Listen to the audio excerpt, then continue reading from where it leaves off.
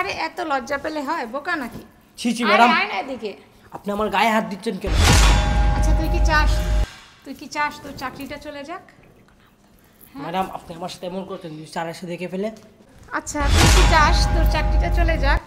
না না ম্যাডাম, আমার এই চাকরিটা চলে গেলে আমি অনেক বড় বিপদে পড়ে যাবো ম্যাডাম।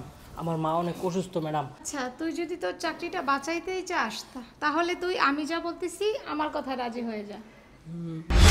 আমার অনেক ভয় করতে যদি স্যার এসে দেখে ফেলে আরে ম্যাডাম। বোকা, কোনো ভয় নেই, আমি আছি তো। যদি চাকরিটা বাঁচাতেই চাস তাহলে আমার কথা রাজি হয়ে যা।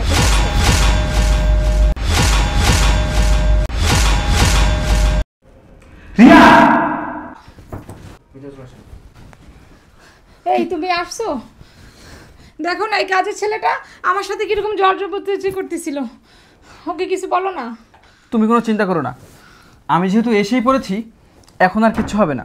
এই তোর এত বড় সাহস, তুই আমার বাসার কাজের ছেলে হয়ে তুই আমার ওয়াইফের সাথে উল্টাপাল্টা কাজ করিস?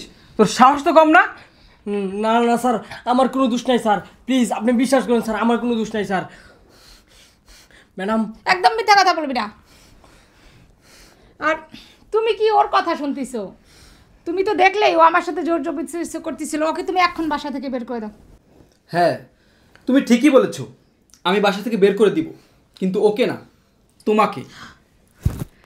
মানে আমাকে কেন? আমি কি দোষ করছি? সব দোষ তো এই কাজের ছেলে। চুপ, আর একটা কথাও তুই বলবি না। বেয়াদব, বেঈমান, বিশ্বাসঘাতক, তুই কি ভেবেছিস আমি কিছু দেখিনি? তুই এতক্ষণ ওর সাথে যা করেছিস সব কিছু আমি দরজার আড়াল থেকে দেখেছি। তোমার কি মাথা নষ্ট হয়ে গেছে? মাথা আমার নষ্ট হয়নি, মাথা তোর নষ্ট হয়ে গেছে। তুই আমার সামনে আর একটা কথাও বলবি না। তোর মতো নষ্টা দুষ্টরিত্রা মেয়ের মুখে আমি কোনো কথা শুনতে চাই না। আমারই ভুল হয়েছে তোকে বিশ্বাস করে, তোকে ভালোবেসে।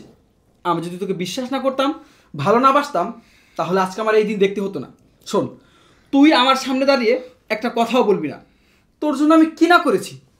হ্যাঁ, তুই কিভাবে পারলে আমার সাথে এরকম বেইমানি করতে? তুমি কিন্তু শুধু শুধু আমাকে ভুল বুঝতেছো। ভুল বুঝতেছি মানে? আমি নিজের চোখে যেটা দেখেছি সেটাকে ভুল? আমি কিভাবে নিজের চোখকে অস্বীকার করবো বল? কিভাবে করব? শোন, আমার যা বোঝার আমার বোঝা হয়ে গেছে। তুই আমাকে চাস না, তুই আমার সাথে সংসার করবি না, সেটা তুই আমাকে বললেই পারতি। আমি নিজে তোকে ছেড়ে দিতাম, এসবের কোনো দরকার ছিল না। আমি তোর জন্য কি করিনি? হ্যাঁ, তোকে ভালোবেসে বিশ্বাস করে বিয়ে করেছি, মা বাবার বিরুদ্ধে গিয়ে তোকে বিয়ে করেছি। তোর জন্য দিনরাত এক করে পরিশ্রম করি যেন তুই ভালো থাকিস। তোকে সুখে রাখার জন্য আমি সারাদিন পরিশ্রম করি, আর তুই কিনা আমার সাথে বেইমানি করলি, আমার বিশ্বাসকে এইভাবে খেললি। দেখ, তোর মতো নষ্টা দুশ্চরিত্রা মেয়ের সাথে আমি সংসার করতে চাই না। আমার ভুল হয়েছে, এতদিন তোর সাথে আমি এক ছাদের নিচে ছিলাম। দেখ, তুই এই মুহূর্তে আমার বাসা থেকে বেরিয়ে যাবি। তোর ডিভোর্স লেটার আর তোর কাবিনের টাকা আমি সময় মতো পাঠিয়ে দিব। বের হ আমার বাসা থেকে। কি হলো, দাঁড়িয়ে আছিস কেন? বের হ, যা।